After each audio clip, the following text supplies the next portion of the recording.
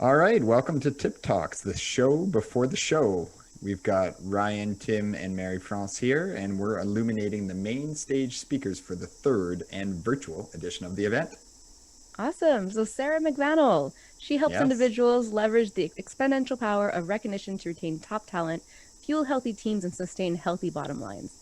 With 20 years experience under her belt, she holds so many certifications and degrees, I can't even count them, in organizational development, coaching, human resources, leadership, professional speaking, and she's written 5 books and one on our favorite topic, failure.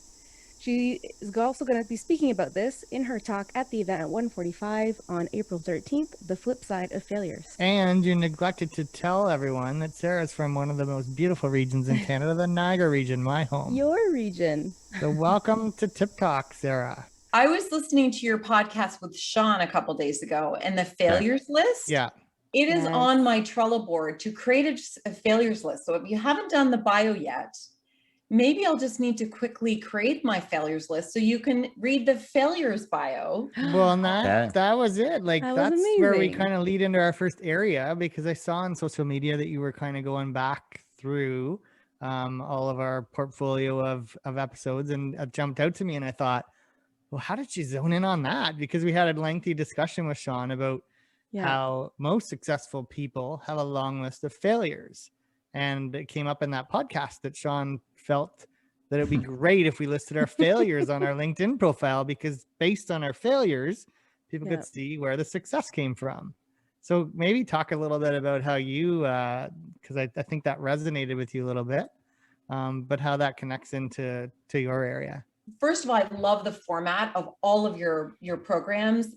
Some of my favorite podcasts are just like yours. They've got funny, interesting tidbits which break up the conversation, and it's short. And so just first of all, I think it's so well produced. And it reminds me of another podcast, if you haven't listened to it, called Spectacular Failures. Oh, cool. And it's so well done. But yeah, from Sean's episode with you, I love how we need to be very public about failures. I'm not surprised in the disruption world, the tech field, they have failure con. They're like, really? You just lost $1 million? Oh yeah, well, I lost 6 million. Ha ha. Talk to me in Silicon Valley. So it's like, oh, you're not a big enough failure to cut down here.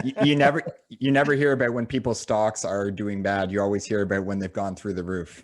Yeah, well, it's kind of the extremes, right? Like, oh, well, I deserve to be here because I've already failed 8 tech companies. Wow, you must really have the tough chops. We want to invest my 10th startup, Yeah, my 10th startup, my 8th wife, like that, really good batting average. So I love that was my favorite part. I mean, I have to say I was kind of captivated the whole time because I'm a big Sean fan already. Oh, yeah.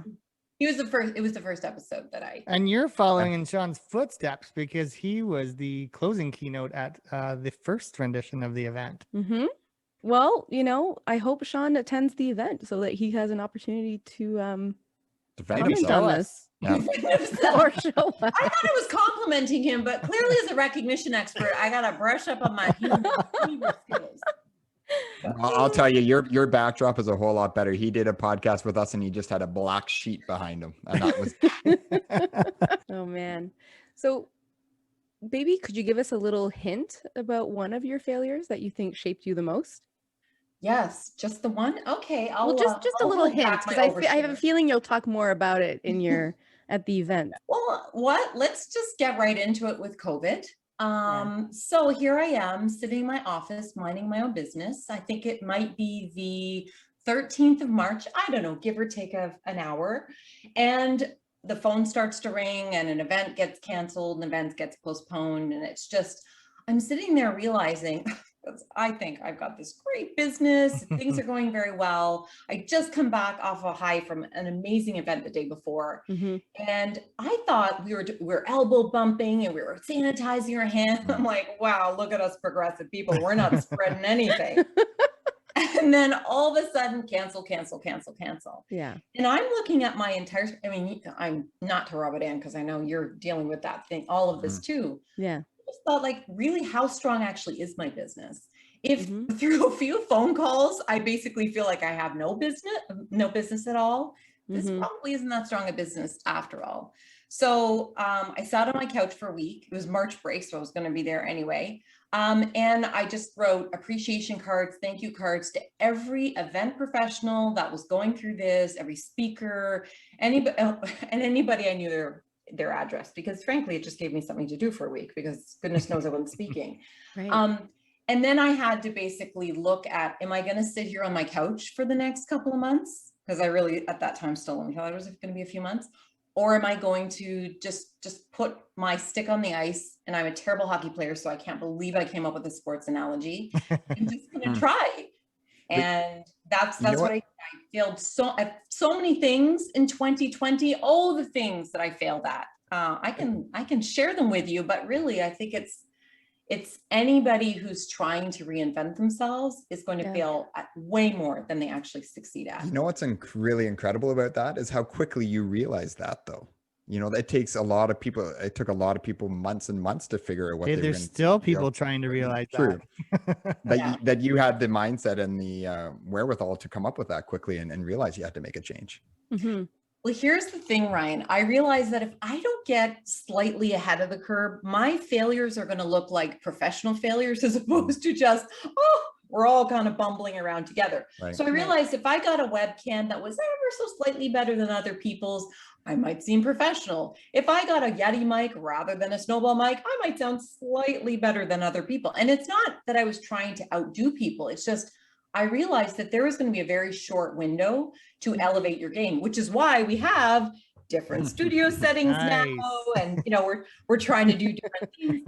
I'm trying to recreate this experience of what I would try to deliver on the stage. And I can't physically be there. So I just try to stay maybe half a step. I don't even know if it's a full step ahead of the game to try to delight my clients. And was that brand new for you? Sorry? Was that brand new for you, all that stuff? Did you have to learn that stuff? Or thank you so much, Tim, for being so kind that you thought I taught myself. That is so nice. No, one of my strengths is that I know so very little about so many things, and I know a lot about a few things. So I actually have an amazing videographer here in Niagara, and she didn't have wedding work, she didn't have speaking work, and so I just said, you know what, suss out my space. Because this space is a barn, it's a converted barn. It is not designed for a virtual speaking studio. Right. I said, just tell me what to do to fix it, buy all the stuff you need, set it up. And we must have had 12 iterations before the studio setup we have. But even though we have this, she comes to every single one of my virtual events, and she is my tech person, and she takes video, because I still don't trust myself to do it on my own. You obviously quickly realized you needed help to go where you needed to go. You weren't afraid to ask for it. And I think a lot of people have just kind of hunkered down and kind of get into the state of what am I going to do and feel sorry for themselves, where obviously you did not. You reached out and started to connect with the right people. Well, I think it's a level of denial too, right? I think we were all kind of like, no.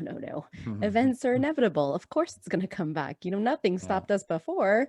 So I think, and I think back to a lot of my colleagues or clients that I was speaking with, and it took months and months to get them out of denial. Every time I spoke to them, they're like, no, we'll be able to do events like in 3 months. I was like, can I just say, for those of you listening to the audio version of this without the video, that Sarah may be in a barn, but it is a beautiful barn with a fireplace and a monitor and great setup. There's no animals running around. No, there's no hay.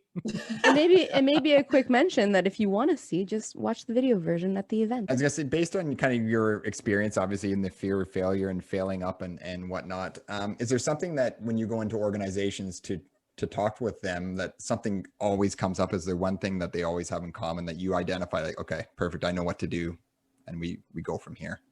Well, it's a great question. And actually, my primary focus of my work is I'm a recognition expert. So what the heck's a recognition expert doing writing a book on failure? But actually, what I found is it's the conditional nature of recognition that is so pervasive in organizations.